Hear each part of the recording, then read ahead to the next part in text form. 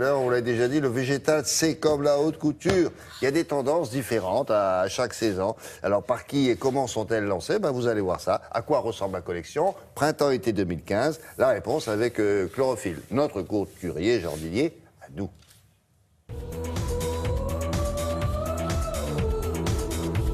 Il y a des modes aussi dans le domaine du végétal. Il faut savoir, comme pour la mode, les tendances vertes sont définies longtemps à l'avance. Justement, pour 2015, quelles sont les envies des jardiniers?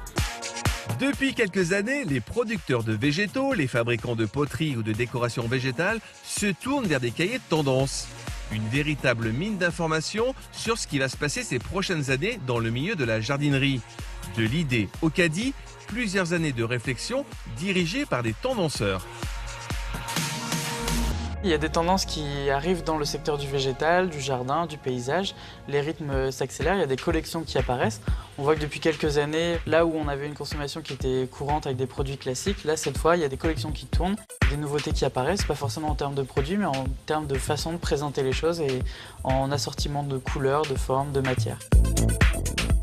C'est plus qu'un book, c'est une compilation de scènes, de tissus et d'idées qu'on appelle un cahier de tendance.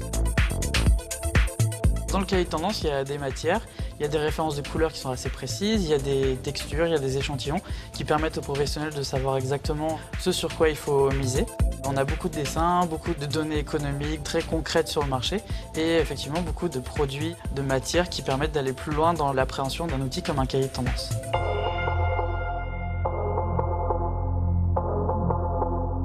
Alors quels sont les courants, les modes au jardin pour 2015?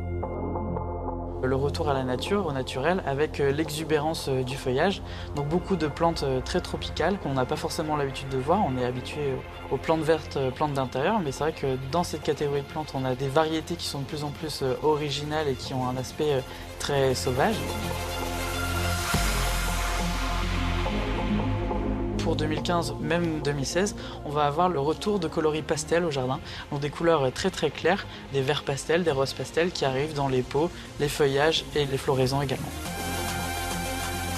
L'or, l'argent et le miroir se portent encore bien pour cette année. Un détail qui va arriver, ça va être la dorure, pas dans son aspect bling bling, mais dans un aspect plus qualitatif avec de l'or mat par exemple, qu'on va retrouver sur des outils de jardin, sur des détails sur des pots ou dans des accessoires de jardinage ou de bouquetterie pour le domaine floral.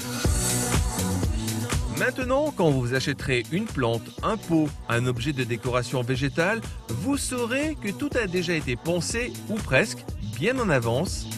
C'est ça la mode.